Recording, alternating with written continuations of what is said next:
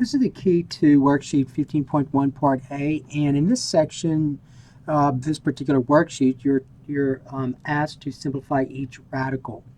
Now some of these radical involve square roots and some involve cube roots.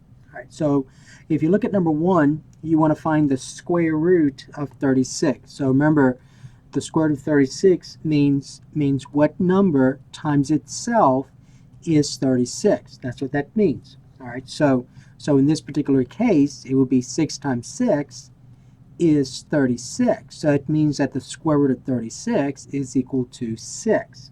Okay, so the answer is 6. Number 2, you have this. You have, and the way to read this is to say the opposite of the square root of 64, or a negative square root of 64. So what I would do first is figure out, well, what is the square root of 64? So using this idea here, what number times itself is 64? Well, the answer is 8. So this becomes a negative 8. Okay, so negative 8. All right, number 3. Now, you have to remember this, that since I am taking the square root of a fraction, I want the answer to be a fraction. So do not use your calculator. In no instance here were you to use your calculator, so do not put a decimal here.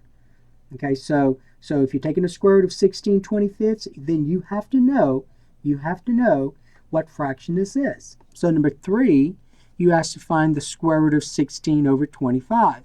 Well, that's the same thing as saying the square root of the numerator divided by the square root of the denominator.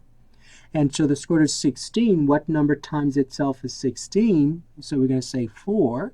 And then the square root of 25, what number times itself is 25?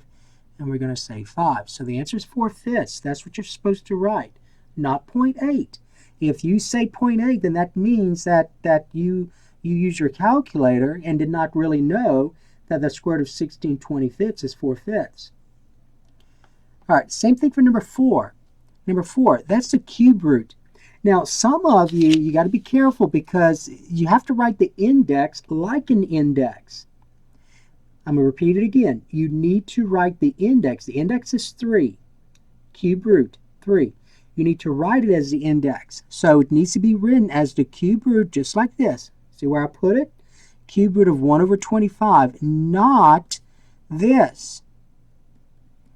Right here, that means 3 times the square root of 1 over 125. That's what that means. Okay? So this is not correct. Do not put the index like written like this. That's not an index. That's a factor of this term right here. That's 3 times the square root of 125. All right, so again, write the index as an index. Write the index. Write the index. I'm going to repeat it again. Write the index as an index. Okay? So this is the cube root of 125. And so remember, the cube root of 125, we're gonna work it out just like we did number 3. So that's the cube root of 1 divided by the cube root of 125, right? Okay? And so the cube root of 1 means what number times itself 3 times is 1. So what number times itself 3 times it's 1? So remember, 1 times 1 times 1 is 1. So that's 1. What number times itself 3 times is 125? Well, 5 times 5 times 5 is 125. So that's 1/5. So the answer is 1/5. So number 4, the answer is 1/5. Okay, now number 5, you want to take the square root of 64 hundredths, right? So 64 hundredths. And so keep in mind, though, that the answer is going to be a negative value. All right, so remember, the square root of 64 is 8. Y'all agree? Square root of 64 is 8. So what do you think is the square root of 64 hundredths? 0.64. Okay, so 0.8, right? 0.8 times 0.8 is 8 tenths times 8 tenths is 64 hundredths. Okay, so that's going to be negative 0.8, though. 27, what number times itself 3 times is 27? The answer is 3.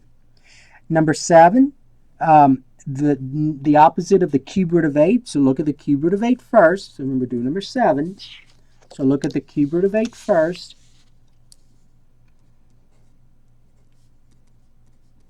So again, look at the cube root of 8 first. So what number times itself 3 times is 8? The answer is 2, so it becomes a negative 2. So that's number 7. All right, number 8, we have the cube root of negative 125. What number times itself 3 times is negative 125? The answer is negative 5. Negative 5 times negative 5 times negative 5. Okay, number 9. Okay, now number 9, look at what we have. Remember, you read this, so it's not the same as this. It's because of that opposite right here. So you read this as the opposite of the cube root of negative 125. Okay? Well, we already found this. So this is negative 5.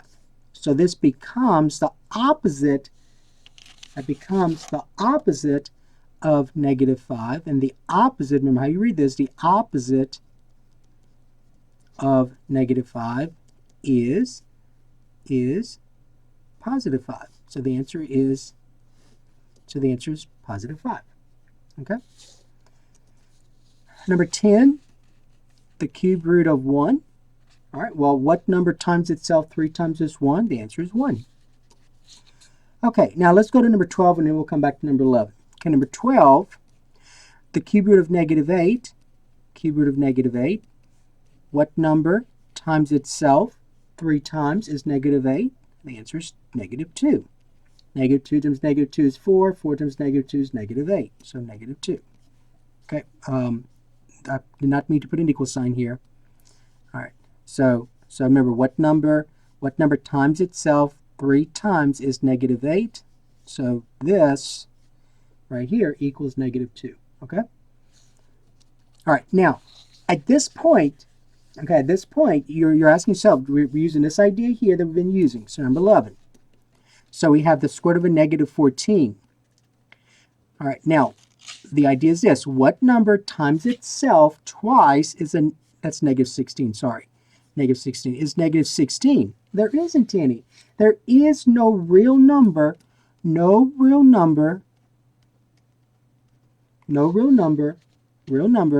multiplied by itself is negative. A positive times a positive is a positive. A negative times a negative is a negative. A positive, excuse me. It's never negative, right? Okay, so what you had to say here was either undefined, or you say no real number, or not a real number. Now, some of you already know, then we're going to learn this in another lesson, but if you put 4i, because this is going to be an imaginary number, so we're going to talk about imaginary numbers in another chapter. But the square root of a negative 16 for us right now is either undefined or not a real number, because no real number multiplied, I'm saying real number, no real number multiplied by itself is ever negative. Okay? It's never negative. Okay. It's either positive or 0. A negative times a negative is a positive. A positive times a positive is a positive. 0 times 0 is 0, never negative. Okay, so that's the key to this worksheet.